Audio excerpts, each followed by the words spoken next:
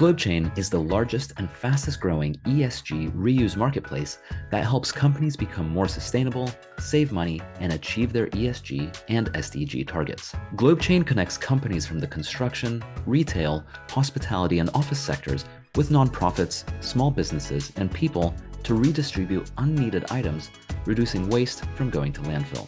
From fixtures and fittings going to thrift stores and being upcycled by fashion students, to construction material being reused to help build schools, items are requested super quickly and help generate impact to local communities. So far, GlobeChain has diverted over 58 million kilograms of items from landfill, and they've helped over 50 million people across the world, saving them 350 million pounds through reuse. Check them out at globechain.com. Technology helps us live our best and most comfortable lives, but there's a lot that's unseen with how tech is produced and eventually discarded. The IT industry currently emits anywhere between 2 and 4% of the world's carbon emissions, according to a study done by Charlotte Freytag and Mike Berners-Lee. That's about the same as the airline industry, and it's only expected to go up. Additionally, e-waste is a real challenge, with around 40 million tons of electronic waste generated every year worldwide. Today, I speak with Anthony Levy, the founder and CEO of Circularity First, a company that advises other organizations on how they can reduce their carbon and environmental footprints by changing the way they approach their IT strategy. There are many opportunities to make a positive impact, and Anthony and his team work hard to ensure their clients take advantage of all of them.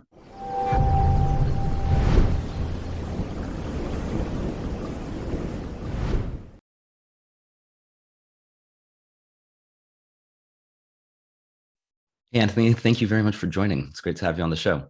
It's absolutely my pleasure, Daniel. And I like to start these conversations a little bit broad and then go into the details. So can you just begin by sharing what exactly is Circularity First? Sure. Circularity First is a for-profit, but for good business, really specialized in sustainable IT. And really the goal is to help other organizations lower the negative impact of their IT. And so, sorry, go on. Sorry, just really for the last 14 years, our main focus has been to advise organizations on how to do this, but more than anything is to be the practical side of this. So actually to design, to implement, maintain, or even decommission technology solutions in a more sustainable way. Yeah, we've worked with the Ministry of Defence over here in the UK. Wow. We work with big banks, telecommunication companies. We've deployed solutions in critical care units in hospitals. So we've got quite a lot of breadth across the UK, Europe, Asia, and of course the US. Amazing. And so, what are some of the environmental challenges with the tech industry right now as it currently stands? Well, if I'm honest, the biggest challenge is that people don't think about the impact of IT. I think when I introduced my business, I used those words, sustainability and IT. People look a little bit confused at me. Why are those two in the same sentence? So I think we have to start by understanding that there is quite a big impact of IT. The first I'll talk about would be EWaste. I mean, it's the tangible bit, right? You can see it, you can touch it. Already more than 50 million tons of e-waste every year. And in fact, it's the fastest growing waste stream out of all the different waste that we create on this planet. So that's a big one. But when you think about waste, you've also got to think about what it took to build the thing in the first place. And people don't think a lot about what's that embodied carbon, energy, materials, that whole thing from clearing land to get access to these rare metals and minerals, to then go in this complicated manufacturing process where we're flying a component and a subcomponent several times around the planet before it even gets into your hand. Wow. So I'd say that's right at the top, but I think we can't not talk about carbon when we talk about sustainability these days. I think we're all kind of there or thereabouts on the climate crisis and the problems of carbon. And it's only recently that a proper broad study's been done on IT, and IT already contributes around 4% of our global emissions per year, twice as much as aviation, which we all talk about needing to fly less. You and I are probably good examples of trying to do that, but it's always tricky. But again, it's not just the number it is today, it's how fast it's growing. Boston Consulting Group estimates that by 2040, there'll be 14% of global emissions, which is a staggering number that even I can't get my head around. And if I may lob in with just one final point that relates to all of that, that's that it's really, all of that is magnified and accelerated by the short life cycles of technology, that we feel the need to consume technology through very, very fast cycles, like 2 years when something could be used for 10. Yeah, and I think those are some pretty big, broad challenges. I think that, as an extremely fast growing sector, it's probably a bit overwhelming at times to make sure to grapple with each one of these issues. So if we go through them one by one, and we start with e-waste, I think 50 million tons per year, and it's the fastest growing, and it sounds like that means that that number is only going up from here. So what exactly is e-waste? We'll start with that, and then we can go into how we actually deal with e-waste. Great. Well, I mean, e-waste is everything that's electrical that ends up as waste. I mean, the most tangible stuff, you could look at your phone, you could look at your laptop, but equally, actually, things like TVs and things like that can also be included in e-waste. I guess the big problem with e-waste is that it's very poisonous. Typically, it's actually not very easy to recycle. Typically, only sort of 17 to 20% of all e-waste is actually able to be recycled. So you've got this very nutrient-rich, if you like, full of these rare metals and minerals devices that we chew through very quickly, and then actually we can't do an awful lot with it yet when it's done. So you can see how that can be a big problem.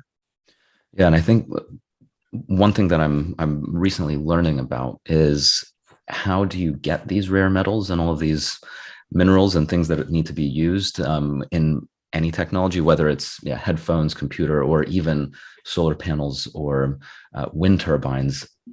The only way is to mine it, and frequently these mines are in places that are ecologically important, perhaps in the Amazon, and so trees are being cut down in pretty large quantities in order to create mines for all of these. I don't know much about it, but I've just been seeing this recently that it's kind of a challenge. And so if we're just throwing away all of this hardware, that means that mining was sort of all for naught.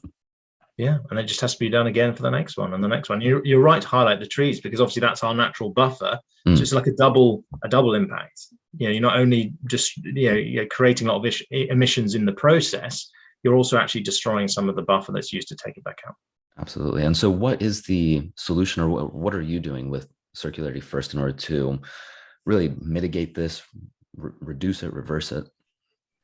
Well, I guess that's a very good point. So I think there's a number of things. I mean, the first point that we would always come to is around how you extend the life of technology. How do you make any of these things that are currently seen as waste last for longer? So, we would help people understand how they could use their existing technology for longer. If it was fundamentally a point that they couldn't do what they needed to do, we would introduce them to refurbished or remanufactured technology that can do exactly what they need. But again, it's not brand new. It hasn't, all those minerals haven't had to be extracted to build it. And also, actually, how do you help customers who no longer need their technology? How do we make sure that's safely taken out? The data destroyed, it's tested and repaired and made available to the next person. So really, recycling becomes the very last resort. Yeah, and in those 5 R's, the first one is, I think, reduce, if not even. Redesign, I think, is often what people talk about as one of the first ones. So how do we actually design these products in the first place that's very easy? Can you make them modular so it's easy to upgrade and maintain them, or a number of different ways of making them better at the design stage? Exactly. Yeah, and that's a completely different approach. Than it requires a much bigger point of view. It requires bigger thinking, and it's a lot harder, but I think it's worth it in the end. And speaking of refurbishment, I recently bought these headphones. These are Beats by Dre on eBay. I'm doing a lot of plugs right now, and it was really interesting. I bought these refurbished, and I'm pretty sure, I don't know exactly how new they are, but first of all, they're fantastic. But the other thing is, I bought them like new for probably a third of the price that I found them listed on Amazon or any other website. And so,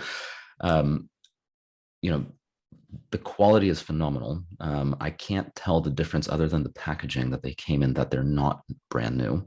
And I saved a lot of money going down this route, plus of course the environmental impact. So I would imagine that the financial implications as well of going down the refurbishment route or the refurbished route in terms of sourcing new technologies, but at scale. I mean, if we're talking about large tech companies based in California, as an example, and they need to redo their entire, I don't know, they need to get like 10,000 new computers. There's a real good business case as well to go down the refurbished route. And so I suppose I'm just linking the financial aspect of sustainability here as well. It seems like it's good business practice. Look, for most of our customers, one of the things we pride ourselves on is there's no downside. So they get the same technology that they're asked that they were looking for. So we're not looking at something that's older or a generation older or something that's not as good. They get exactly what they want. Mm-hmm. Right, with much greater kind of sustainability credentials, like measurable reduction in use of materials and carbon emissions. But to your point, actually, with a material cost saving. So we're not quite at the kind of savings you got through those headphones, because ours go through possibly more of a process. But yeah, we're still delivering customers between 15 and 20% savings in comparison to the same new products. And it's exactly the same new products with warranties, guarantees, the software licensing, all of the accessories. Really, you wouldn't be able to tell them difference from new. And that's been a core part of our business model since we began. And I think it just makes sense. And it's crazy to think that you could pay, even if we take the sustainability part out of the equation, it's crazy to think that you could pay 15 to 20% more almost for no reason other than the fact that it's brand new. I think with IT though, we reach a kind of interesting different point in our heads. So, I think most people are pretty comfortable to go and get an approved used car, and they'll put probably the things they cherish and love the most in that car, and they'll trust that car to keep them safe on the highway, on the motorway, get to point from A to B, right? But as soon as we step inside our organizations and we start talking about technology, you actually find there's a huge amount of pushback. Oh no, we don't use non-new technology here. We only ever buy brand new and the latest and greatest technology. But isn't that an interesting shift that we're just talking about complicated devices that are made of lots of different metals and materials? And if someone can guarantee the quality of it in one circumstance, we're fine. But in other circumstances, we're sort of blinkered and don't feel like we can trust it. How do you actually go about changing people's minds about that? Well, do you know what I said? Yeah, we've got quite a lot of experience in taking people on that journey. I think the most important thing is to not be. You should not come in with a negative kind of approach and tell people. It's really to show people, give people an opportunity to try. We have customers that have been with us for nearly our entire existence, and that's because we started slowly with them, and we helped them understand how to use this technology. We built systems and processes to allow them to integrate it seamlessly into their organization. And we have one customer where we've completely integrated into their supply chain, where we automatically implement as much remanufactured technology into that supply chain as we can, and they don't have to do anything different than what they would normally do.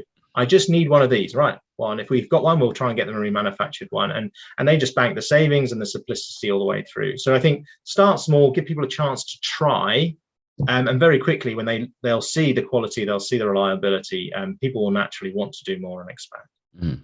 And I imagine do you have any clients who end up talking about the work that they're doing in this arena on their website? I mean, it seems like a really good opportunity to also share with the world, what actions they're taking as an organization to be more sustainable. Yes, but I think it's fairly recent. As I said, we started this organization 14 years ago, and when we began, really the only thing that people were that interested in was the cost saving.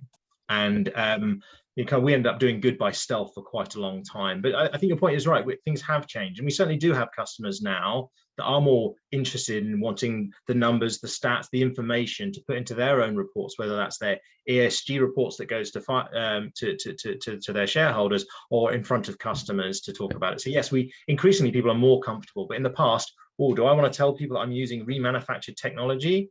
People weren't so proud of it, but now they're beginning to. Yeah, I think now it's becoming a badge of honor, and it's almost, if you don't have it, there is a certain, well, I suppose it's moving, it could move in this direction where there's a certain level of almost shame or something if you proudly state we're buying only new and we're not thinking about the repercussions.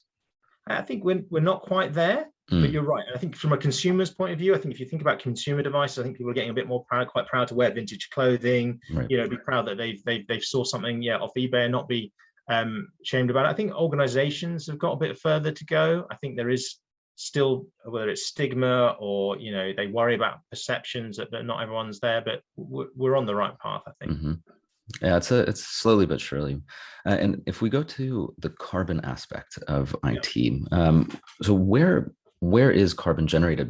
You mentioned that currently it's at 4%, and there's was it Boston Consulting Group saying it's going to go up to 14% That's right. of global emissions. So where are the emissions even coming from?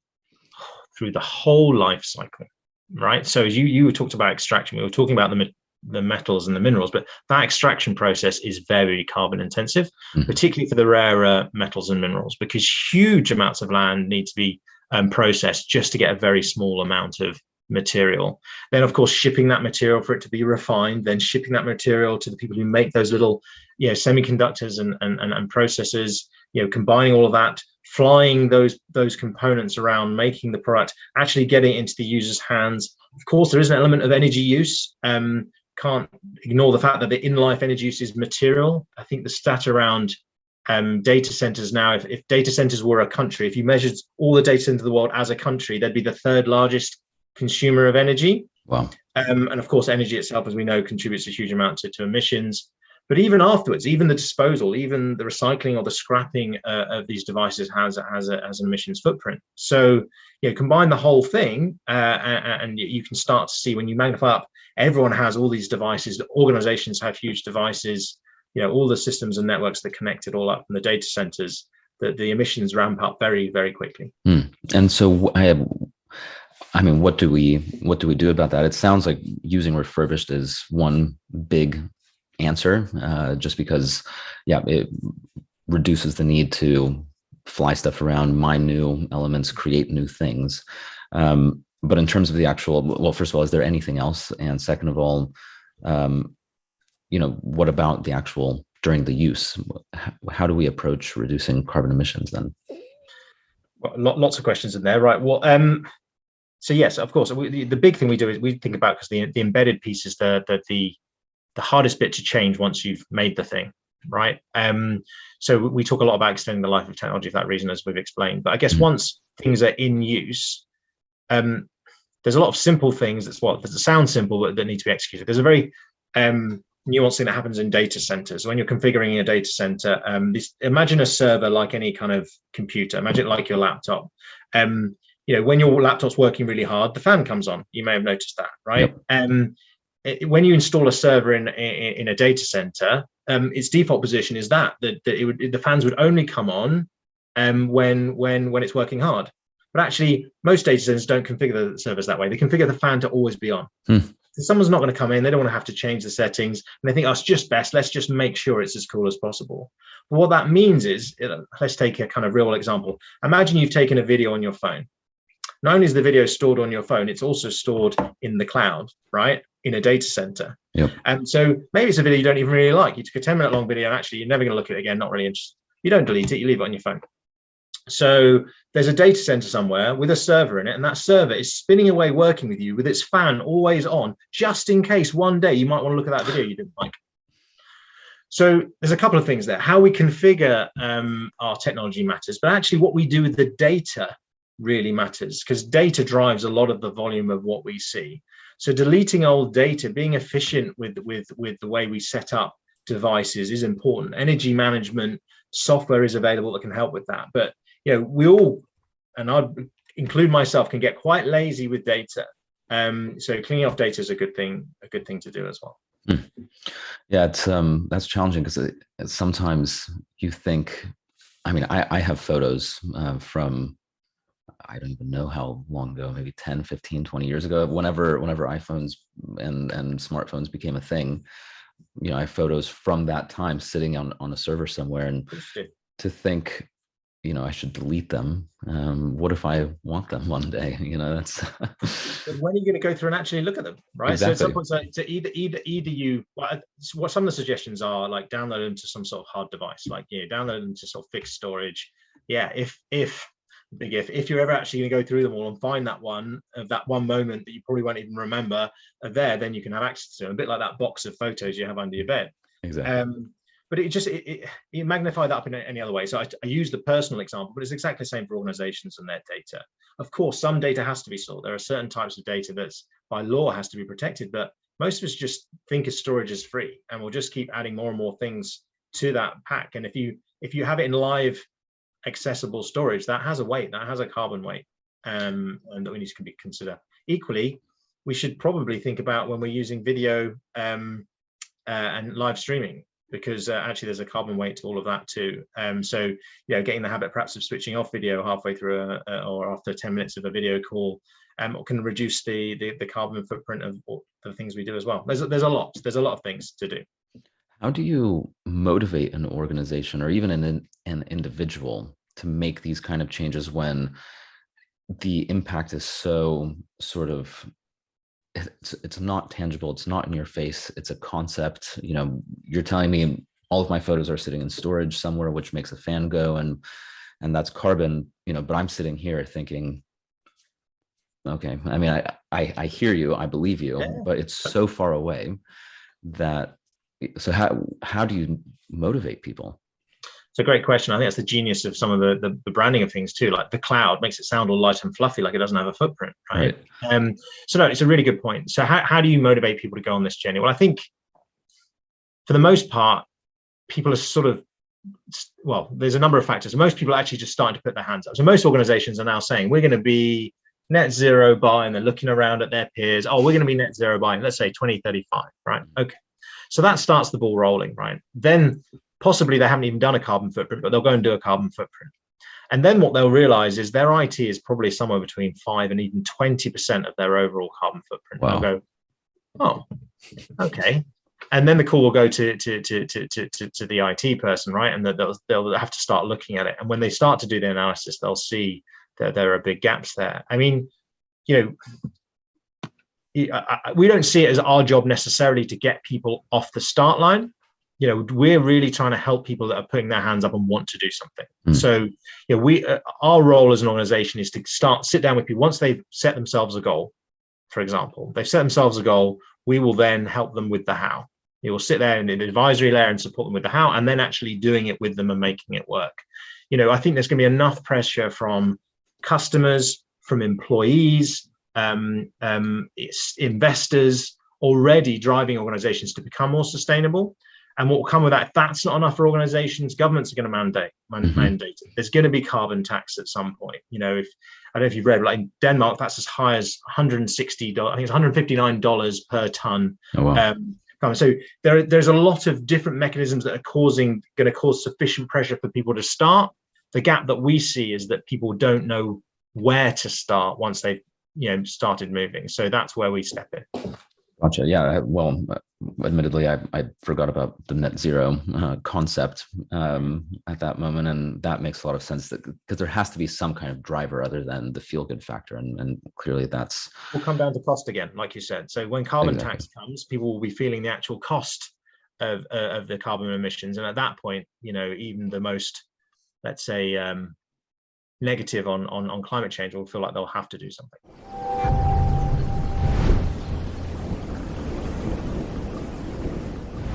And so if we move on to a different topic, sure. The name of your company is Circularity First. What is circularity? Great question. So for us, circularity really is the circular economy. Okay, so we very much look at this through the lens of the circular economy. And to understand the circular economy, you've got to think of that linear economy, that take, make, waste stream, right? That very linear, we take all this great stuff, we use it for a little bit, then we just throw it away, right? So the circular economy is all about how do you keep those resources in use for as long as possible. So whether that's maintaining things, repairing things, reusing, remanufacturing, and really anything to keep these devices in use in the way they were designed for as long as possible. And for us, recycling is one of the circles in the circular economy, but we'd see it as kind of like the last resort, because at that point you're destroying all that embedded energy and carbon that it took to make it. And as we've said before, you only get a little bit of those resources back out the other side. So circularity is really, for us, is all about the circular economy. And go on. I would only add that the reason why we say first is because so often it is not the first thing that people are thinking about there. It's the secondary or tertiary reason for doing anything. You mentioned yourself around the commercial reasons. The people are worrying about the performance of technology. We really want people to start making the circular economy the first thing they think of, not the last. Why is circularity so important to you, and why is it so important in the IT space? So it's a very personal story for me. So when I was probably 13 or 14 years old, we had a fairly humble household, and computers is first time computers starting to be used at home, right? So people were starting to get home computers, and candidly, my family couldn't afford to buy me a home computer, and I realized actually I was able to build my own from technology that other people were willing to give or throw away, just because it was a little bit older or they no longer needed it. And that sowed a really important seed for me, particularly around sort of financial necessity as a way of doing it. But if we think, 30 years on, we've actually got a very compelling need to keep this species alive, right? And it sounds really dramatic, but if we don't sort climate change, if we keep chewing through all the limited resources I have on the planet, life's going to get here very difficult very quickly. And for me, with children of my own, I worry about that quite a lot. So for me, that's a really important part of why it's so important to me. I think the other part of your question about how do we design things differently, right? Again, multi layers to it. You can design things to use less materials. You just make things smaller is a good start sometimes, but actually in IT it's tricky, because when you make things smaller, particularly on motherboards and the integrated circuits, actually that's the bit that's probably the hardest to recycle. So whilst making the plastics and metals less makes a lot of sense, but actually the increasingly small integrated circuits are a real problem to do. So in terms of redesign, got to design in use of non-new technology, non-new materials. So most the plastics, the aluminium, and the steel used in IT products can be sourced in more sustainable ways. But more than anything, is how do you design these devices so they can be easily upgraded? Why do we have to throw away the device just because the battery's going, or it's not got the performance? So we worked with a large oil and gas company, and they were replacing their laptops every 2 years. And we said to them, well, why don't you just upgrade the memory? What do you mean? I said, well, most laptops have a port where you can put in another big chunk of memory, and that will probably extend the life and the performance of that device for another 2 years. And not trying to be harsh on those organizations, I just don't think people think about it like that. They have a process. Well, we replace our laptops every 2 years. Why would we change that? You need to bring some compelling events or some new innovation and thoughts to that. And that's really what we pride ourselves on, bring some practical things you can do right now that will make a difference. Mm-hmm. I think in that example of the oil and gas company, and you mentioned this example about replacing the laptops, I think it seems to me like the first question is really to ask is why? Why are you replacing it? And frequently, like you said, if they're just thinking that the laptops are getting a little slower because the programs are getting heavier or more intensive, well, it's just a memory issue. It's not like the screens are bad or the keyboard there's nothing wrong with the laptop. You just need a little bit more power. And it seems like it's really just a case of taking the time, and sometimes it's not even that much time at all, but to understand why these unsustainable practices are being done in the first place. And then you can easily solve them with a sustainable and financially beneficial solution, which makes a lot more sense. Definitely. And I think the thing to layer over there, and sometimes what we help, is we recognize that sometimes people have to change their process, and that's quite difficult for big organizations. So what we also try and do is bring in a process that works around them, allows them to still kind of operate the way they did, but actually achieve some of the benefits. So for this oil and gas company, it's like, well, how do we build in a help desk that would support the users to actually put that memory in, make sure there's a little bit of education there, do perhaps the logistics that helps get the right memory types to the right customer. So, I can make it sound perhaps oversimplistic, but, that's the job of organizations like us to help fill in those gaps. Mm-hmm. And just to ask a kind of a point blank question, why are your clients so keen to work with you? What exactly does your solution provide to them that maybe they wouldn't have access to, without Circularity First? I think the key bit is this practicality. I think there's a lot of people talking about what needs to be done and help people kind of understand their footprints and things like that. But we pride ourselves on the actual practical execution of the doing side of this. So whether it's process design, whether it's actually just the experience of delivering in complicated environments. I think for us, it's about the ability to act on it right now in a really practical way that's missing for a lot of people. And it comes back to all the experience we've had over the last 14 years of whether it's extending the life, introducing remanufactured, and understanding how to break down some of these resistances to it, or how to take the risk out of it. Taking people's technology away from them and them feeling like that the data's been handled properly, that it's going to be looked after, and that we're actually going to promote the correct reuse of that technology are all factors that are quite important to people. But for us, it really comes down to the practical elements of the execution of it. Interesting.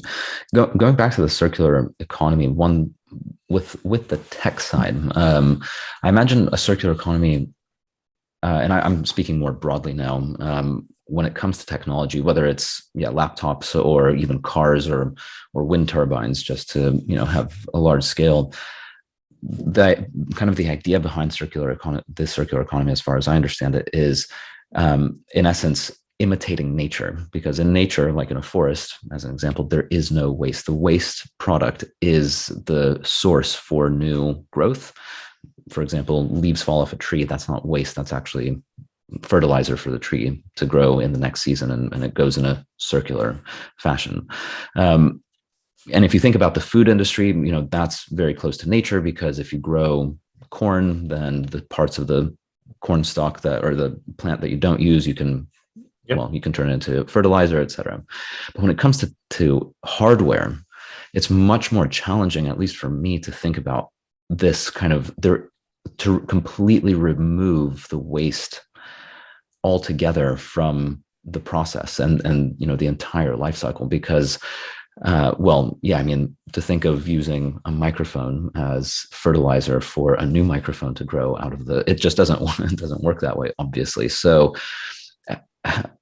and I guess, how do you actually turn all of this hardware that we use, and it's everywhere, I mean, even like lamps and lights and light bulbs, how do we turn all of that into, or I suppose, how do we redesign it so that there is no waste? So zero waste, zero emissions are great concepts and are aspirationally where we want to get to. Right. But candidly, I think on many of the things we use, even outside of technology, that we're a long way away from that. Right.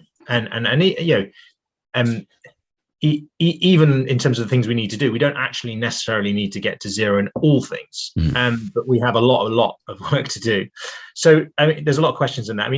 Going back to the extended life piece is really important, because each time you extend the life of something from for another use, another life,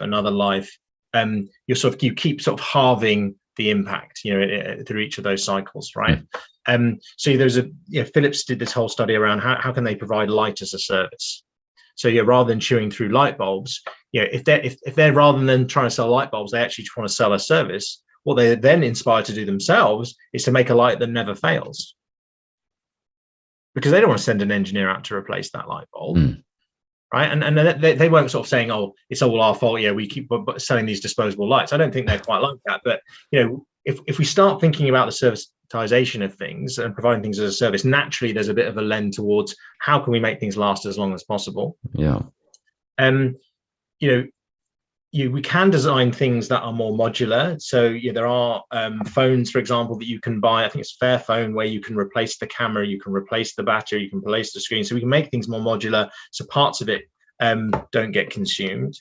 In technology, one of the biggest challenges is it's so integrated. It's all composites. That everything is a kind of a mixture of materials. That's part of our innovation journey. As we've gone from being in the Iron Age or the Bronze Age, where we're losing quite base materials, to increasingly complicated things that are, even at the materials level, highly blended chemicals that are hard to break down.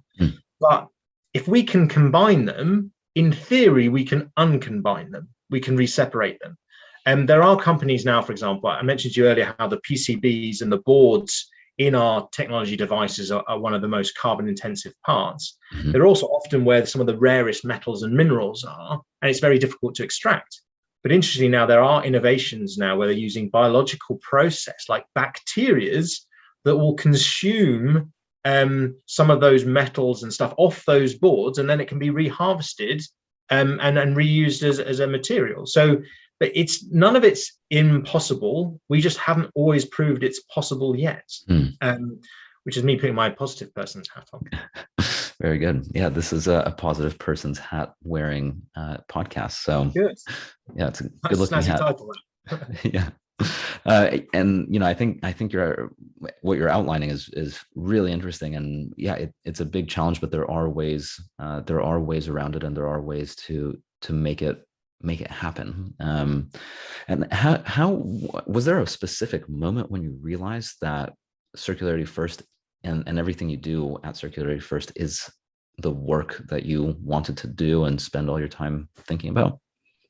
So I mentioned the seed of this in my mind when I was a young man, but I think really since starting this business and realizing, first of all, how people didn't really care, that sort of lit a bit of a fire in me. It's like, no, we really should be caring about this. I get that may not be your top priority, but at some point it should be. And I think actually realizing that there's so few people talking about it, and just seeing the data going on impact, like we were talking about the waste stream, we're talking about the carbon emissions, and just so few people talking about it. I find myself talking on stage about the topic and expecting someone to sort of go, oh, well, I know a lot more about that than you, let me tell you, and that never happening. And that slightly worried me. And so I had this fire in me already. I thought, well, wow, we've got to really step up, because there is a lack here. And there are lots of little organizations and companies starting to focus on this now, but there is not a joined up community that's really pulling us in this direction, where there are in other industries. Can you name a sustainable IT company? You can't. There isn't a big brand out there that encapsulates that.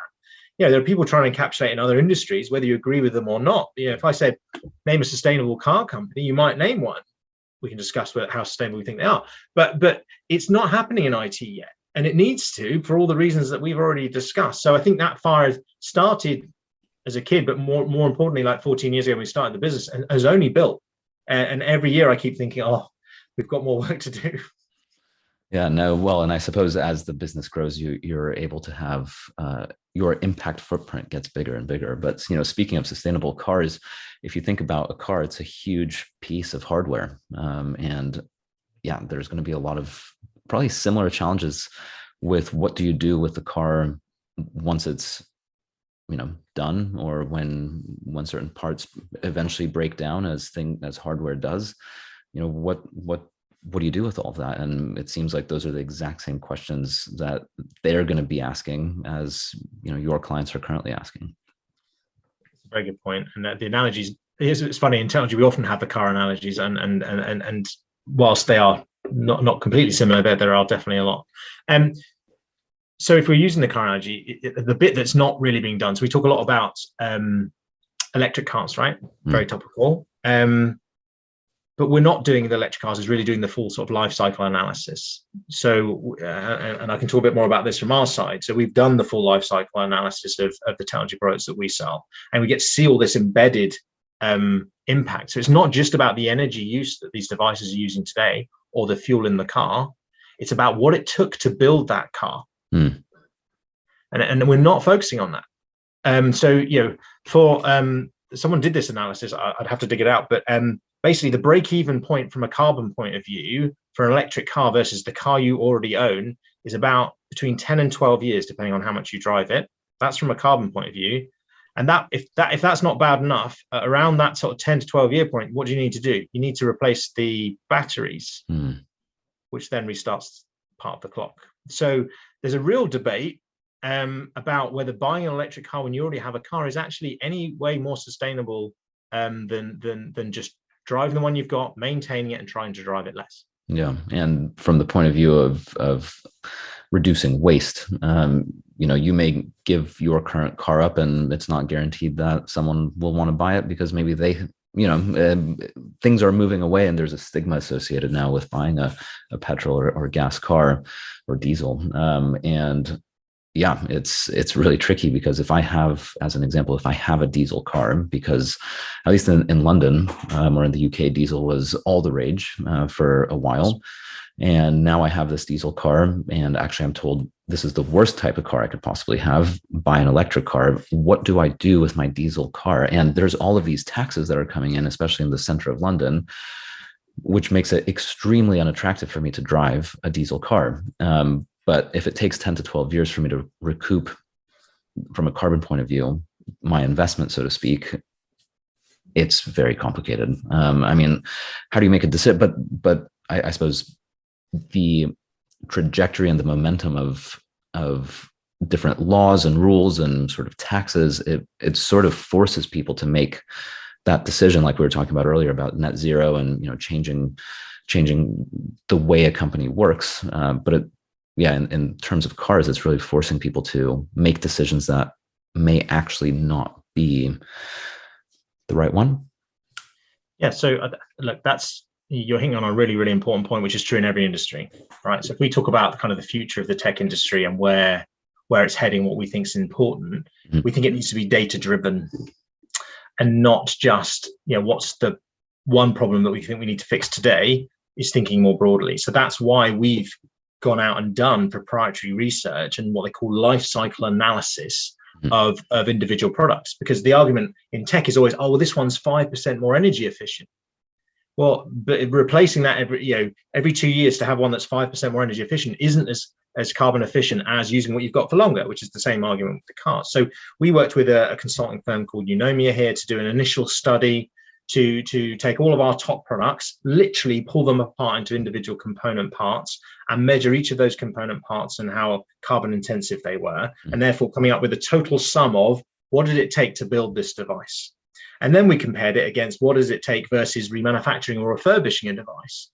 And the next step in that, and this is where we're doing a joint venture with the British government to fund a broader study, is to build software tools that allow people to make decisions based on that. So putting things side by side and looking at that whole life cycle view and say, if I do this versus that, what's the difference from a carbon point of view, from a materials point of view, and from an e-waste point of view? And that's where we've got to go in all the industries. It can't just be the thing we're worrying about today. We have to look at the full life cycle and actually get the data. Yeah, it's the more I learn about sustainability, the more I realize that and I say sustainability like a very broad term, and you can ask what does that actually mean? But I kind of in the common parlance of how we talk about it, the more I learn about sustainability, the more I realize that every time you make one change somewhere, there's usually a negative impact somewhere else. And what I'm getting at is, for instance, like, we want to move away from fossil fuels. So we start doing solar panels and wind turbines. But with that process, we end up having to destroy forests in order to mine for extremely rare materials and minerals that can't be found anywhere else.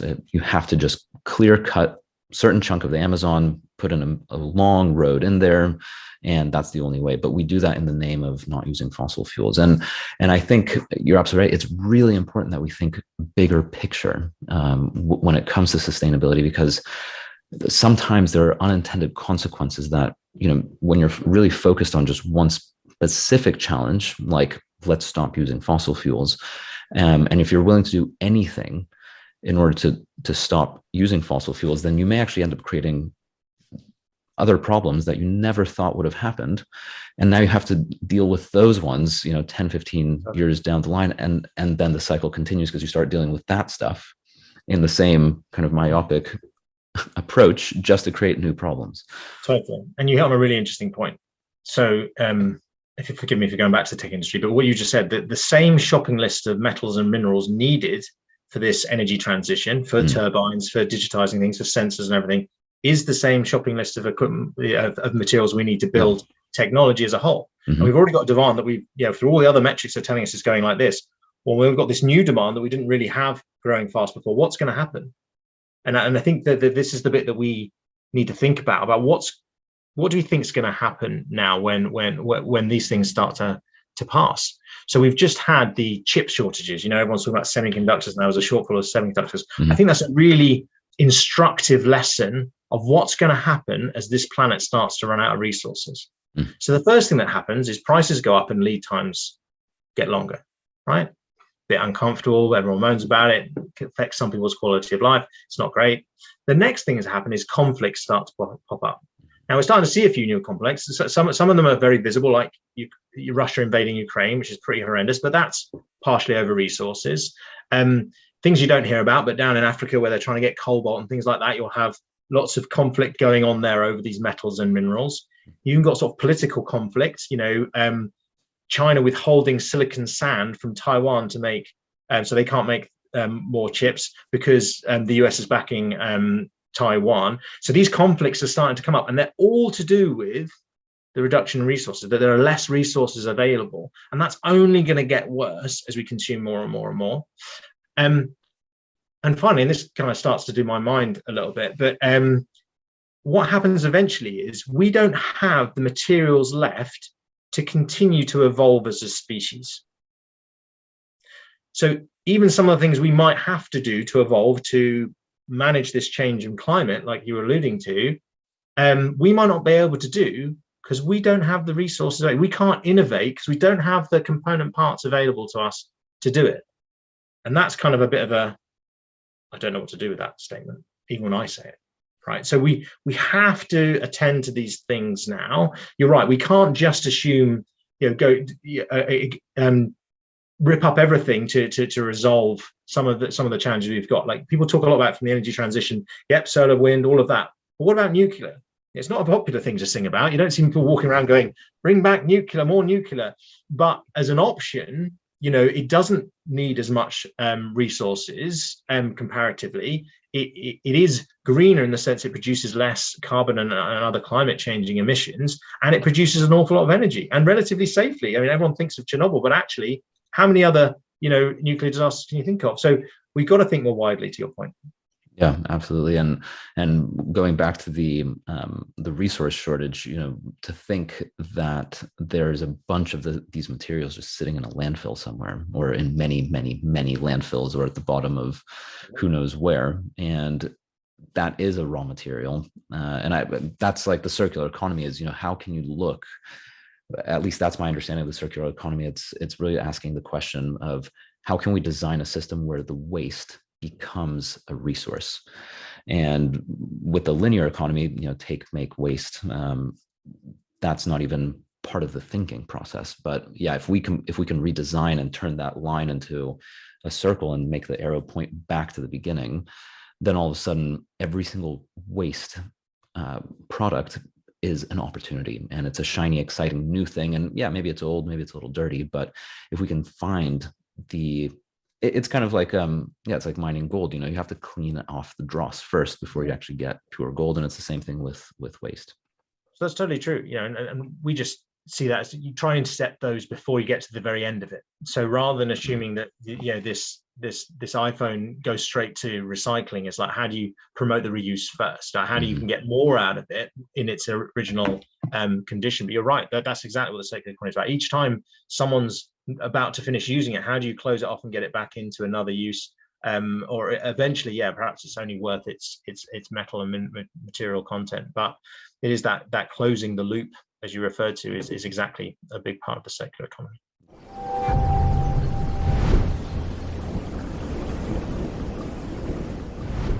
Are there any sustainability leaders that you admire, or maybe like a book or a podcast or even a TV show or a movie or anything about either the circular economy or the way technology is affecting the environment that you can recommend or that you enjoy? Definitely. I mean, and as I said, it's emerging as in sort of the broadish topics. If you want to talk about the circular economy, you've got to look up Ellen MacArthur. I mean, she's probably single-handedly got that on center stage. So we were involved with her really early when she was getting set up. She Cool. even used some of our remanufactured technology in setting up our offices in London, but she's That's not awesome. very tech specific. They talk about fashion, they talk about cement and steel and all those big topics. Leila Ajarlo is a lady who's become a great speaker on the topic of the circular economy and sustainability. What I love about Leila is she can explain things that are really complicated, but in a really straightforward, fun, but precise way. But the final person, not so famous as of yet, but a guy called Jerry McGovern wrote a book called Worldwide Waste. And he was referring to there as the internet as a whole, so IT as a whole, and how wasteful that is. And I think that, for me, is probably the best book that I've read so far on this topic. It talks about even down to the impact of streaming Netflix and how, and a number that there is impact to all of these things, and even little decisions like using, using your local Wi-Fi rather than using the 4G network. How much of a difference that can make if you add it all up across billions of people, or websites. Changing your website so it's less carbon intensive doesn't sound like a big thing. We're talking grams of carbon. But if you're someone like Amazon or someone who's got a lot of people hitting your sites, it makes a really big difference. So I really recommend Jerry's book.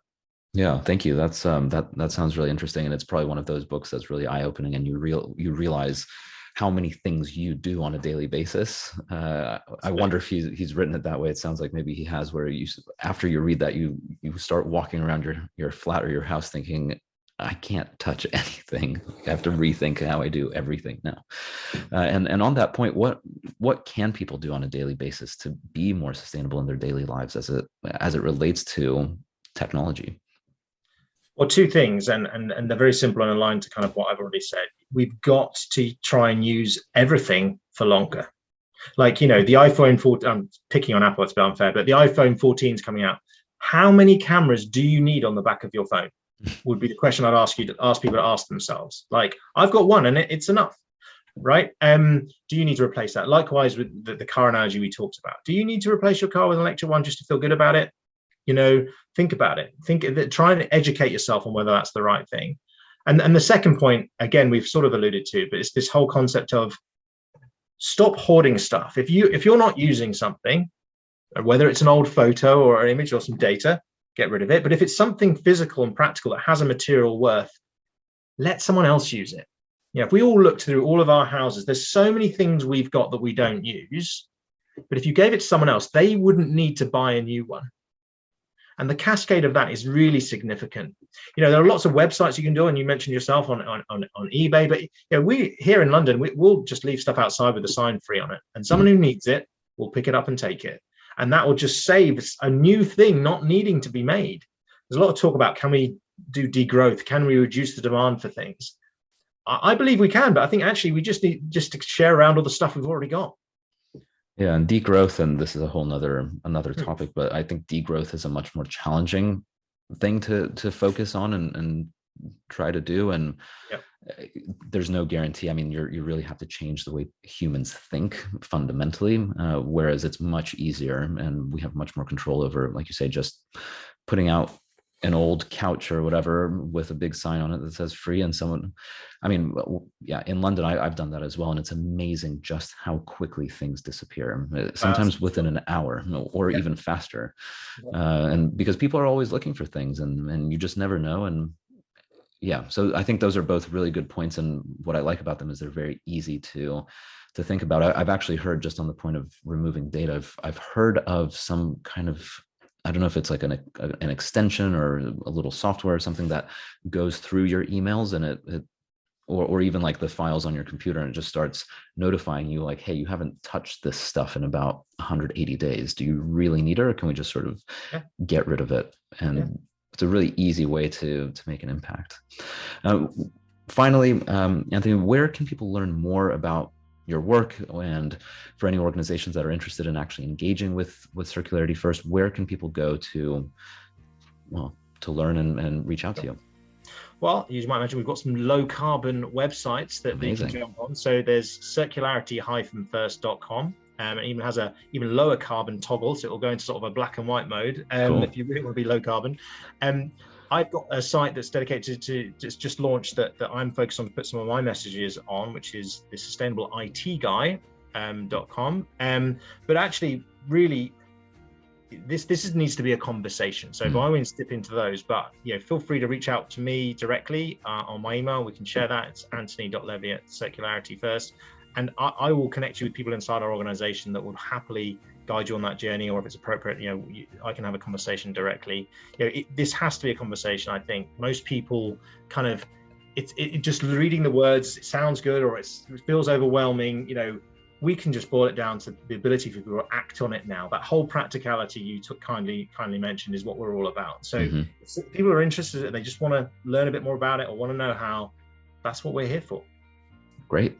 Well, Anthony, thank you so much for your time and for going through all of this. I think the way you're approaching it, what I like about it is it's practical. It seems like it's relatively easy. I mean, I say that in what I mean is that, from your customer's point of view, it's a simple way to make a big impact in a space that's clearly growing extremely quickly and requires a lot of redesign and thinking through. So I'm really looking forward to seeing how you are part of the transition in terms of making the 4% not go to 14% in terms of global emissions, and you're playing a key role in that. So best of luck with everything you're working on and with the new blog. I look forward to reading the sustainableitguy.com.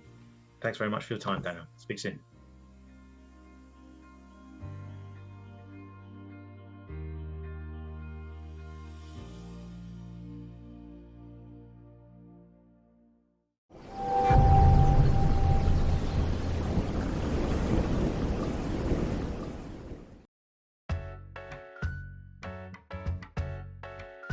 GlobeChain is the largest and fastest growing ESG reuse marketplace that helps companies become more sustainable, save money, and achieve their ESG and SDG targets. GlobeChain connects companies from the construction, retail, hospitality, and office sectors with nonprofits, small businesses, and people to redistribute unneeded items, reducing waste from going to landfill.